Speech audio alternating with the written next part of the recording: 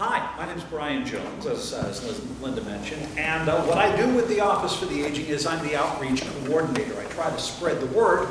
So, well, good thing I'm in a church, because you do that as well. If you come here regularly when you get to the end of the service, doesn't matter really what house of worship you're in, the officiant, the minister, the priest, whoever, will say something along the lines like, go forth into the community and try not to mess things up too badly. I was never cut out to be a priest. But you guys know the community. You know a lot of people who could not be here today. A lot of people who are, maybe they're because they're homebound, maybe because they're reluctant to connect with the community. I think about that a lot because we do run into it with our Friendly Calls program that you may know about. We have a lot of older homebound adults. Our meals program delivers meals to about 700 of them every weekday, and there are more and more of those, and people who have not connected with the program yet. Total older adult population of Dutchess County is about 80,000. And so yeah, you have strength in numbers. And you also have another 40,000 or so in the 50 to 59 age group. So they're going to be coming along and joining us. And, you know, so there's a lot of need for services. There's a lot of need of people who need to know what the Office for the Aging is about, but they might not know, or they might not have the right idea. I think back to a long time before I got to the Office for the Aging. This was 2004. I was still in my broadcasting career, and in the 2 years or so before that, I'd gotten married, bought a house with my wife, we had our first kid. And my mom and my dad, you might have known them, they lived on Cedar Heights Road. And they were both teachers at Chancellor Livingston School from the 50s, well, from when the school opened in the 60s until the early 1990s. And my dad had passed away in 2003. So here it is, 2004. And I tell my mom, look, I can't come by the house and take care of a whole bunch of things like I could when I was single. I've got a whole other plate of things to deal with. Would you mind if I talk to the Office for the Aging? And that, she cut me off. She said, no, they're going to put me in a home. Which is, you know, it's common. And back then I was kind of dismissive. I'm thinking, oh, Ma, come on, that's crazy talk. And I wasn't wrong, but I didn't know where she was coming from. Now that I'm 20 years older, I do. Older people are understandably touchy about anything that they think is a threat to their independence. So along comes somebody like me, bright-eyed and bushy-tailed. Hi, I'm from the government, I'm here to help. They don't want to know about it. Not at first, anyway.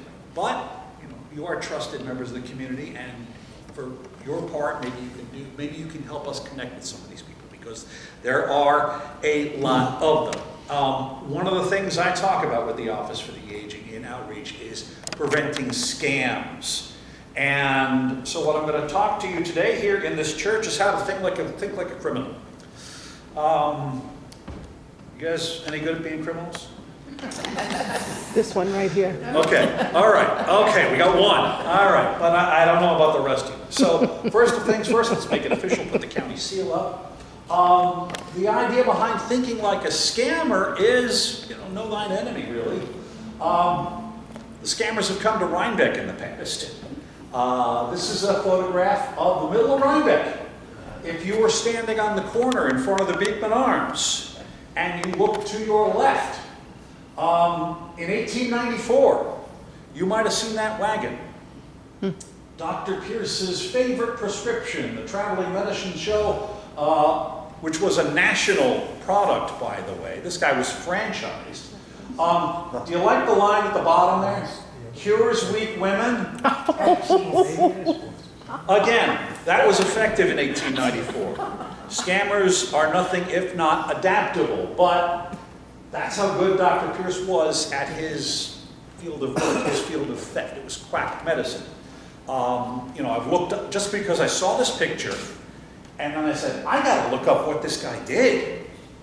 And I saw ads. I immediately saw these old newspaper ads in the old Rhinebeck Gazette.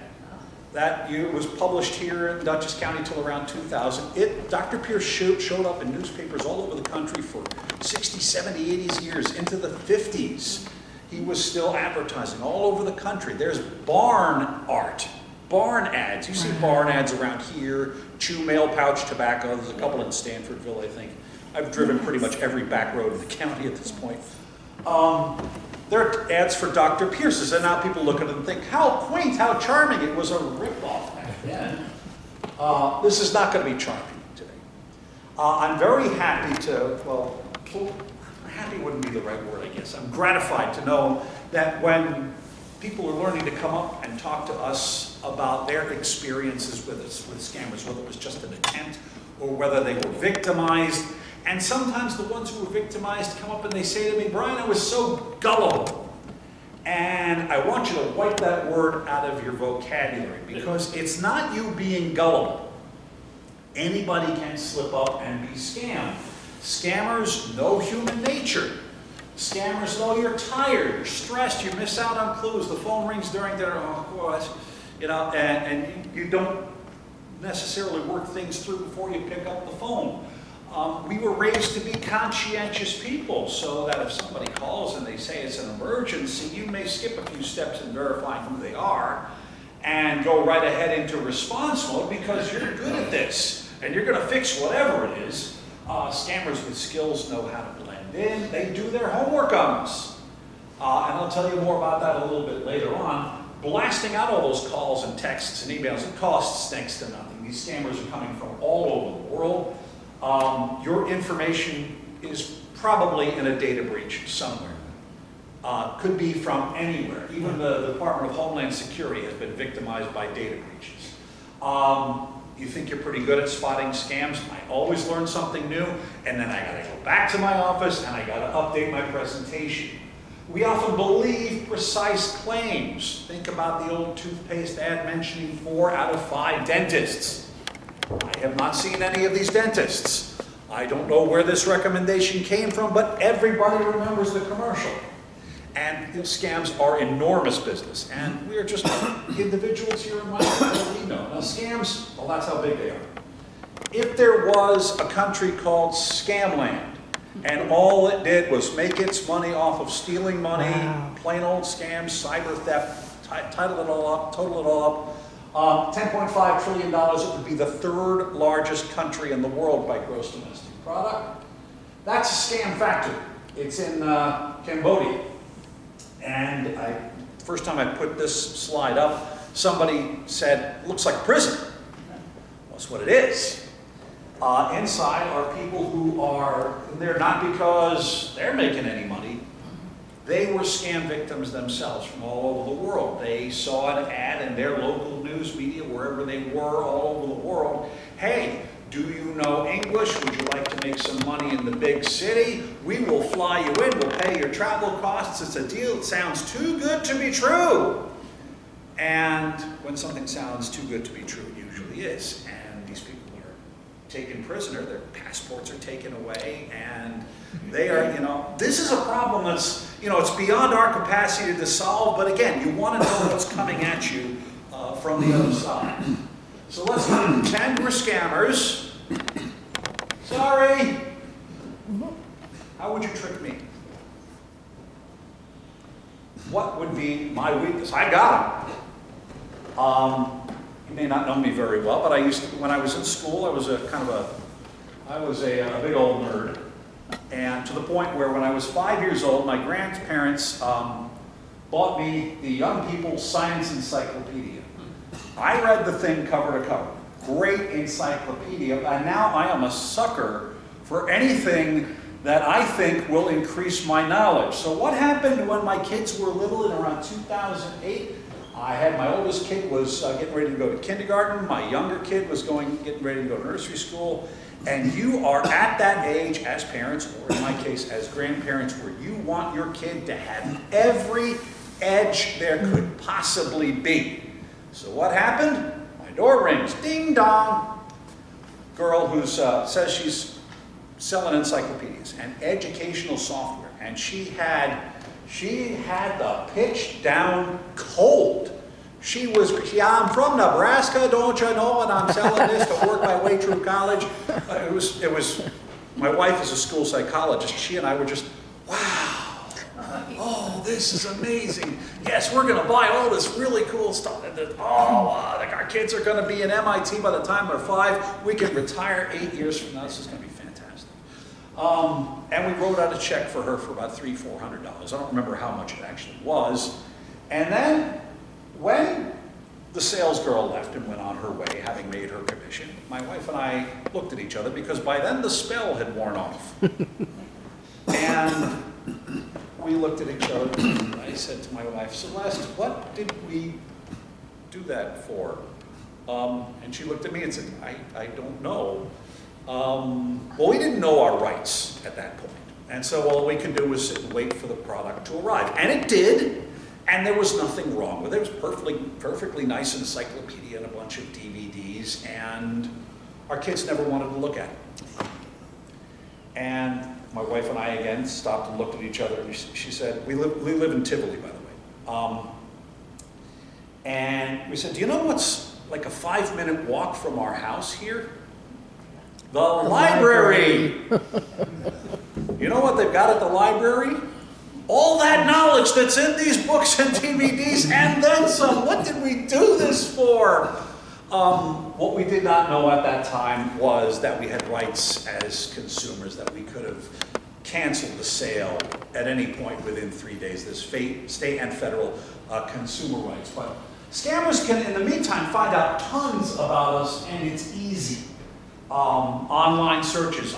I thought with a name like Brian Jones it would be hard to find me because I share a name with a guy who got kicked out of the Rolling Stones for doing too many drugs. How does that happen? I share a name, was a professional golfer named Brian Jones, and I thought I'm never going to come up, but sure enough, a couple pages down in my Google search, there I was. There was, of all things, my college phone number. And where are they finding this information from 1987? I thought, oh my goodness. Newspaper archives. I was able to take a look through the archives of the Gazette and the Gazette Advertiser. And there I was on the honor roll in 1980 or whatever it was. And there's all kinds of things about probably all of us, if we grew up around here. That information is there. If you grew up in a different small town, that small town's paper's archives may be available online. There are organizations called data brokers. They sell your information as well. Let's say you signed up for a shopper card at Hannaford or Tops or something like that, or an Ace Rewards card at Williams Law, something like that. Your information is sold from there. So if you ever wonder where that information goes, yes, the company itself uses it for marketing, but they also sell that information and the information on what you purchase to organizations called data brokers. So your information is out there that way. If you own property, your property here in Dutchess County is going to be available on the county website under the listing of the tax rolls for all the towns, cities, and villages in the county. So it's out there. Even if no one has ever touched a computer, your information is out there. So your phone rings. And what do? What do you do? I screen the call, first of all. Okay, that's good. To see who's calling. Very good. And most of the time I don't pick it up. Yeah. One thing I started noticing, you don't know people's cell phone numbers Yeah. on your home phone, and it used to be if it was a cell phone, it was somebody you knew. Yeah. Now, the last couple times I picked up cell phones, it's a scammer. Yeah. So they've keyed in on that fact. Yeah. And the great answer is all, actually. Thank you. The thing about these calls is people sometimes ask me, well, how did they get my number? It wasn't a matter of how did they get your number. They auto-dial everything and everybody. They just go plowing on through until they hit someone who picks up and someone who engages. That's all they're looking for. If they can only hit 1 out of 5,000 calls, they're doing okay. What happens is some people, the phone rings and they react, this could be important. This could be an emergency. Like hardly anybody has my home phone number, so anytime the home phone rings, we go, oh, what is it? Well, we want less Kirk in this case, and more Spock. We want logic. We want, well, I'll tell you what it's called in a little bit. We want you to slow down first. And just take a deep breath. That's what's on the scam call protection sheet that I'm going to slow down. Take a deep breath. Don't panic. It's only a phone call, even if it's legitimate. It's only a phone call. Caller ID may not be legit, as you said, ma'am, because scammers can fake the ID.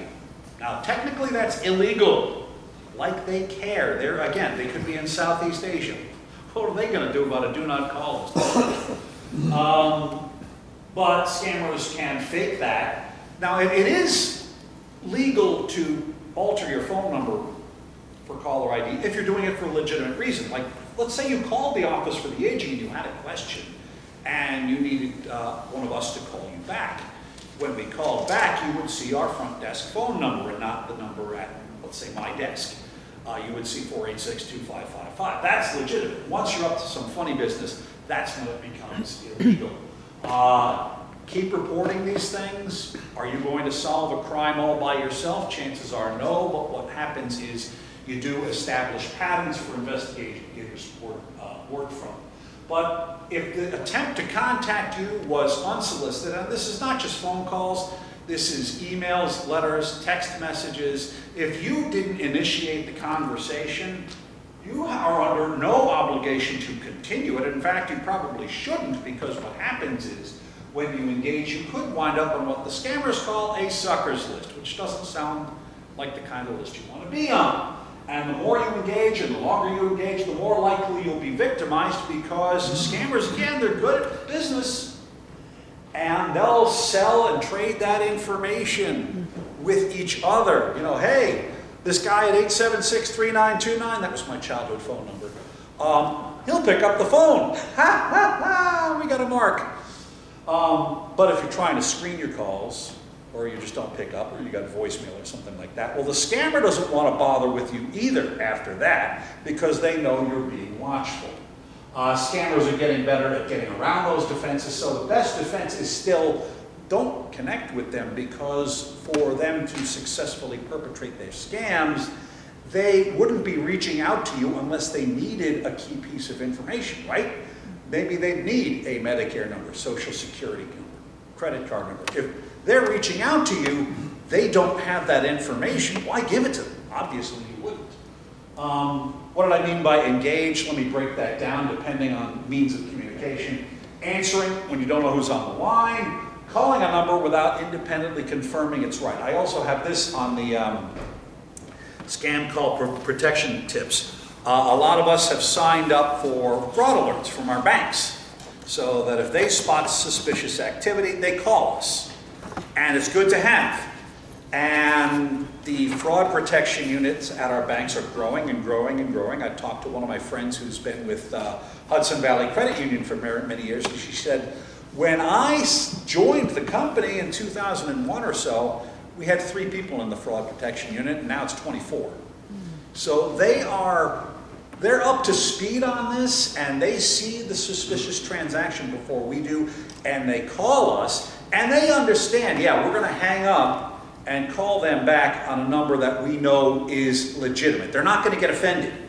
Now, what a scammer would do if they're impersonating your bank, first of all, the scammer may call up and impersonate a bank that you're not a customer of. That should be a red flag, right? But if they happen to hit, if they happen to call and impersonate Rhinebeck Bank, Hudson Valley Credit Union, whatever the case may be, they know, look, you're going to hang up, and I'm going to find a number that I know is right and call you back that way. They understand that. They're not going to get insulted if you hang up on them. You wouldn't want to click on a link when you don't know where it's from. You wouldn't want to scan a QR code when you weren't expecting one. It is like our grandparents and mothers said, don't touch that. You don't know where it's been. So no legitimate government agency is going to cold call you. We don't do it. Sheriff's office doesn't do it. County executive has robocalls, but that's about it. It's pre-recorded messages. We'll return your calls, obviously, if you call us with a question, but that's about it. Nobody cold calls. Courts will not do it. They will not email you. They will not text you unless it's a conversation that you initiated first. So what you do instead is called the tactical pause, which gives you a chance to, all right, slow down. Let's make sure I do this right. Pause 1 or 2 seconds, and that may be the difference that you need to not be tricked. So, and the other reason you don't want to engage with these people too soon, because if you are victimized and you do lose money, the chances of you getting that money back are slim and none, and slim is out of town. Probably not going to get it back because it is gone overseas somewhere, and sometimes in a matter of seconds. There are all kinds of different types of scams. I have a second scam prevention presentation that runs down all of these, but this list keeps getting longer and longer and longer. I tried to keep it alphabetical. For some of the ones you're wondering about, check fraud is surprisingly common, and it's just a matter, it's kind of old school. It's thieves rolling up to your mailbox and seeing if you've got a check in there, whether it's incoming or outgoing, which is one of the reasons why the U.S. Treasury has made a switch entirely to direct deposit payments.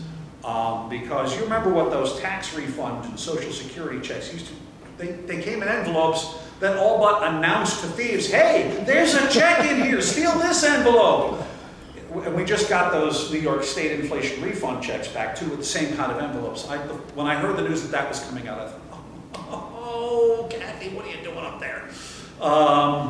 Because you want to get that switched over to direct deposit if you can at all. Deed scams are something you can talk to the county clerk's office about. I have their contact information on the scam prevention resources sheet. There's all kinds of things going on. SNAP and EBT benefit cards are very much in the news right now because of the government shutdown, and I can tell you what's going to happen whenever the shutdown ends and the benefits are renewed. The scammers are going to be there to pounce. And how they do that is through skimmers, which are devices that are installed on a point of purchase machine, and you've seen them in stores all over the place. But on top of that, and these devices get smaller and smaller all the time, and it's something that just takes your information if you have just a swipe card. And if you've ever seen an EBT or a SNAP card here in New York, they do not have that chip technology. The chip makes things a whole lot more difficult for scammers. And if all you have is just a magnetic stripe, that makes it very easy for a scammer to clean out somebody's entire stash of food stamp benefits. There's all kinds of things, and the scammers keep changing and changing and changing. One thing that should tip you off as to whether somebody's trying to run a scam on you, if you've made the mistake of engaging, you know, again, don't call yourself gullible, but if they're asking for payment in gift cards or wire transfers or cryptocurrency or anything that you don't understand, that would be almost certainly a scam if you just cut off contact with them. There is some good news. The Federal Communications Commission has allowed providers like your Verizons and your Sprints and so forth to block categories of calls that are likely to be illegal. Like if suddenly they detect a whole bunch of calls coming in from Kazakhstan. Well, why are we suddenly getting a whole bunch of calls from Kazakhstan? That doesn't make any sense. They're probably scams. Cut them off. Phone companies have implemented some call verification technology, and that works up to a point, but the scammers adapt. They keep looking for workarounds, and now there are AI, artificial intelligence, scam calls, and they get good at that because all they need is a small sample of a human voice, and from that, they can create conversational speech in any language. So no longer do you get that, remember the car warranty scam calls that used to be very common a few years ago? And you would get somebody leaving you a message and they would typically have broken English and nobody would buy that. Now that same call can be, thanks to artificial intelligence, if they're calling here in New York, it's going to sound like English. You know, if they call someone in Alabama, it might have a southern drawl. If they call someone in Quebec, it might be French. And now they can do that with, instead of individual people calling, they can have AI take care of that, which means they can reach out and target more and more people than ever before. As I said, it's important to report scams and scam attempts. Will it help catch a scammer? Yes, I can tell you that it can, and I have an example from here in Dutchess County. Back in February, I was giving a scam prevention presentation down in Pauling. Guy came up to me and he said, well, I reported what I think is a scam. He says, I got my Medicare statement, and you know, the benefit statement that you get, you know, every month or so often, and you might get one also from your insurance company, and it gives you a rundown of these were your doctor's appointments, these were your prescriptions, and so on and so forth. Check this. And too many people get that Medicare statement, they see the 5 magic words, this is not a bill, and they throw it away. Hang on to it for a bit and go over it and make sure everything kind of matches up with your experience. Well, for this guy in Pauling, the experience did not match up at all. Because he looked down and he said, all of a sudden, and then he said, I'm in pretty good health. And the statement is, you know, maybe a couple pages long, and that's it. I got this big, thick statement, like 30, 40 pages, and it was all these claims for catheters from a doctor, some clinic down south, somewhere in Texas. He had never been to Texas in 40 years. And Medicare was happily paying these claims, and they came to a total of about $15,000. So he reported it to Medicare. You know, it wasn't money out of his pocket, but it was, as a taxpayer, it was money out of his pocket. So he reported it to Medicare, he called them, and they said, yeah, we've been getting a lot of those. And as it turns out, they got enough of them where they made some arrests, dozens of people arrested here in the US and as far away as Estonia, for over $11 billion in Medicare fraud related just to catheters. It took them down in Washington, you know, politics aside, sometimes they're slow down there. The federal government, Medicare is a $1.7 trillion program. You know, trying to get them to move forward on something, it's very much like trying to steer an aircraft carrier. It's that big, and insurance companies are the same way too. They're kind of very slow to spot that there's a problem. And scammers, if they are smart, what they will do is they will take a certain amount of money. They will defraud the system for a while, and then before they notice anything is up, they'll change their scam, and they'll go do something else. They'll use a different piece of equipment. You know, they might switch from catheters to artificial limbs to wheelchairs. And the scam will move from Texas to Brooklyn to Florida to Detroit. And they'll try to stay a step ahead. When someone gets caught, I read these press releases all the time. It's usually because they did something dumb. The scammers got lazy and they get sloppy and they started buying fancy cars. Who remembers the Lufthansa heist theme from Goodfellas? And they were told, the crew that took part in the theft was told in no uncertain terms to lie low after the theft. Well, what did they do? They went out and bought cars and fur coats and just, hey, we're over here, feds, come arrest us. And they, you know, they met an unpleasant end. Well, for people who rip off Medicare, they don't have to worry about winding up hanging on a hook in a refrigerated truck like Paul Carbone. So they can just go ahead and steal.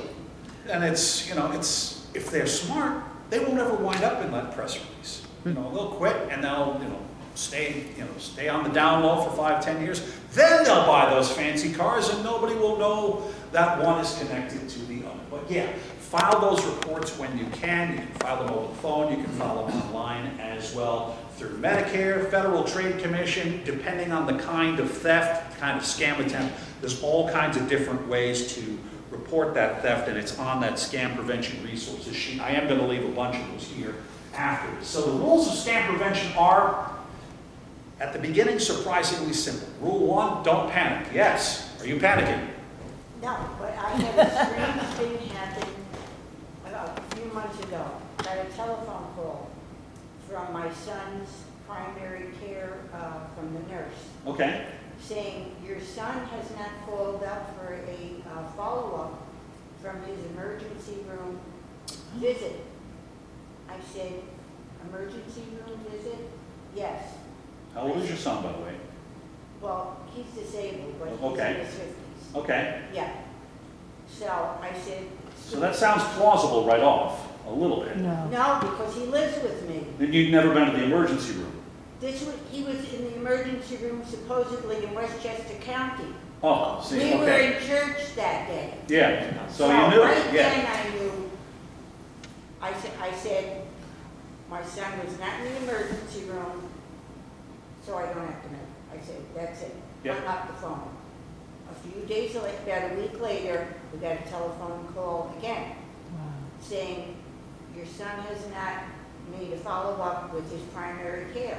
Mhm. I said, I told you, my son was not in the emergency room. You were talking to a scammer, so that's probably, or somebody who's terrible at record keeping.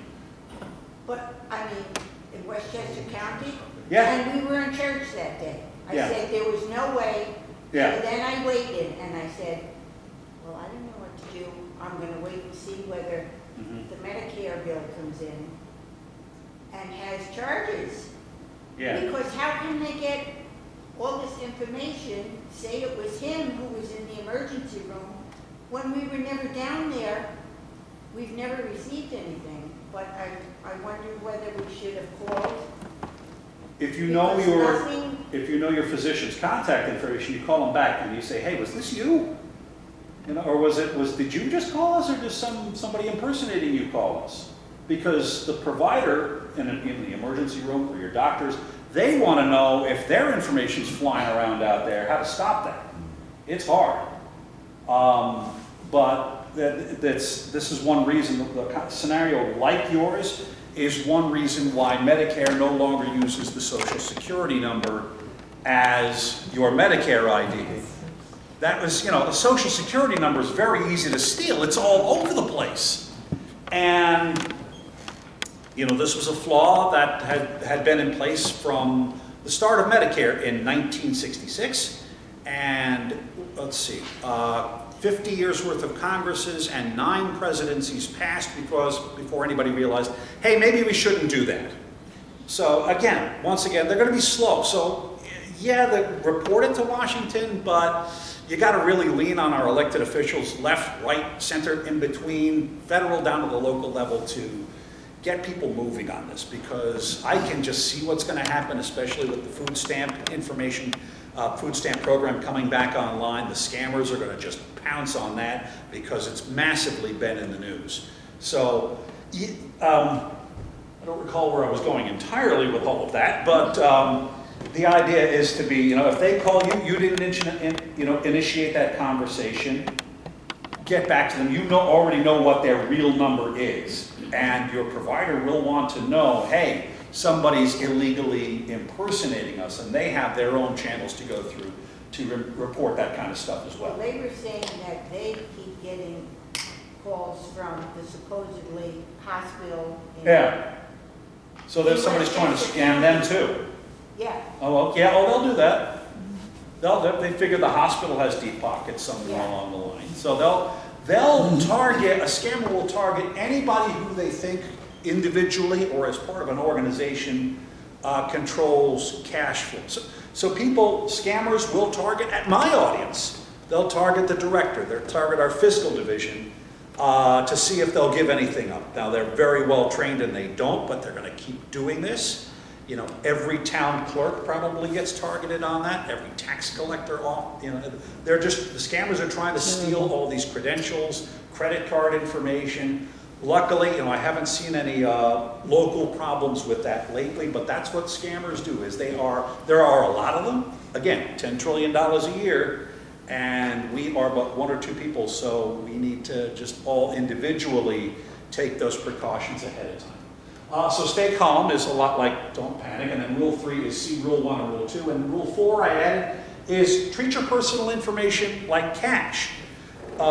Think back to how you used to answer the phone, how you were taught to answer the phone back in the day. Phone would ring up in Rhinebeck, and there I was, 8 years old. Good morning, Jones residence, Brian speaking. Anybody still answer the phone like that? No. Because to a scammer, what you just did was you let them know somebody picks up the phone. You let them know that somebody is very polite and will just go on talking to you. And you gave them your own personal information as a person who can be reached and thus who can be victimized. So, it's okay to screen calls. There was a period In the 80s and 90s, when answering machines first became a thing, where screening your calls was thought briefly to be rude, it came up in an episode of Seinfeld I was watching the other night. You know, Jerry was screening his calls and he was getting grief about it, but Jerry was right.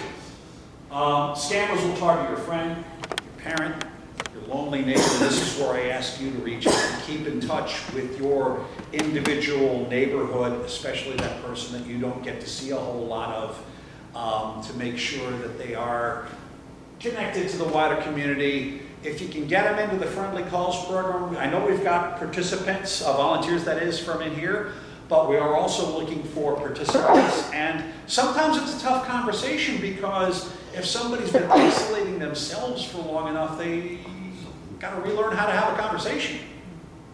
I know I don't spend that much time on the phone, I never did. I prefer to communicate through text messages and emails. It would take me a while to learn how to talk on the phone, again, which sounds kind of goofy, but if you don't talk that much on the phone and you use other ways to communicate, and then you have a phone conversation, well, this is not quite like riding a bicycle. I think I might fall off, I don't know. But they will target them, which is why we have the Friendly Calls program, and Linda can mention more about that because we had my colleague, also Linda, come in, and I know she talked to you about this as well. But it's been a fantastic program. We've got a couple of hundred volunteers connected with a couple of hundred older adults that we already know because we have a relationship with them. They have a case manager. So they're already connected with us. But again, with 80,000 people living in Dutchess County, there's bound to be people who are not connected. And I was just thinking back, I try to tie it into like modern news, up-to-date news, and things like that. So last night, I'm home and I was following one of the first responder pages on Facebook, and there was a fire being fought at an abandoned house out in Millbrook. And people came out of the woodwork saying, oh yeah, we used to know the lady who lived there, and it's a shame, it was a really nice house and it burned down. But you gotta wonder, oh, is this one of these people who never had any contact with the rest of us? And how could they have been helped? And wouldn't, you know, maybe this house would have found a new owner, and maybe it didn't have to burn down and things like that. But that's the kind of thing that sort of went through my mind when I read this story about that poor house burning down. Because I looked it up. It was over near Innisfree Gardens, if you know where that is. They're closed for the season, but it's gorgeous. Go see them next spring. But you looked at it, that, you know, and then you see you can imagine when you see an abandoned house, the whole story behind what was going on there, you know, and you wonder, and more often than not, it was an isolated older person who lived in that house, and maybe they're gone now, but maybe there's another person who is still in their home and they're just apprehensive about connecting with other people. I heard this kind of, you know, sometimes we describe it as stubbornness. You know, if you offer someone help and they say, I don't want to know, or like my mom saying, no, they're going to put me in a home. And I heard it described as grief with its heels dug in. Because, yeah, they know that they don't have a whole lot of time left to work with, but I don't want to think about that right now. So how do you begin a conversation like that? It is not easy, but if anybody can do it, it's you people in a house of worship like this one. I can't remember where my presentation ended. Yes, I do. Because the last time I gave this presentation, I forgot to design this slide. But if you need to know more, we have this up on the OFA website. There's a ton of things you can look out there to find out more about all the Office for the Aging does. We are on social media, so follow us on Facebook. Tons of useful information there as well. Or, you know, worst comes to worst, you call us. You know what's amazing? Something happens when you call us. If you call us during business hours, this is incredible, I am told. Humans answer the phone. Holy cow! I mean, you know, we've all gotten caught in voicemail purgatory. Your call is important to us. Yeah? Pick up! So we thought we would. And if you just send an email to our general email address, our front desk crew can point you to the right people. Our front desk crew, our intake crew, these are usually the first people you encounter when you talk to the Office for the Aging. They are amazing. There is no question that they have heard that's too weird for them. They have heard, well, sometimes we settle bar bets. Those go to me. I don't know why. The phone's well, somebody will call up and I'll hear glasses clinking. Brian, second baseman, 1975 Mets. It's Felix Millan. Goodbye. I answer those questions. That's not my primary duty, in case you're wondering how your taxpayer dollars are being spent, but those calls do come in for me that way. People ask me about scams as well, and I hear a lot of stories about things that are new to me. And I have to go and I look this kind of thing up, which is, again, how I found out about that big nationwide scam just from that one guy in Poland. If you have questions now, great. If you have questions later, because that's how these things work, you're going to have a fantastic question. It will be, your clock needs to go back an hour. It will be like 4:30 in the afternoon or something like that. That's, you can reach out to us, and even if we're not the right people to talk to, we know the right people to talk to. Like somebody might know, who's my state senator again? I don't remember. We can find their contact information for them if they need that. If they took our lead here and say, I want to go, give somebody up in Albany a piece of my mind. Who do I talk to? We can get you contacted with them. A lot of times they show up in person at our senior picnics, by the way. So who's been to those? All right, we're going to be doing that again next year. The Rhinebeck picnic, we're anticipating being back at the fairgrounds like we were last June, again this coming June, because they're a great host. And you've been a great host as well. Oh, we got a question in the back.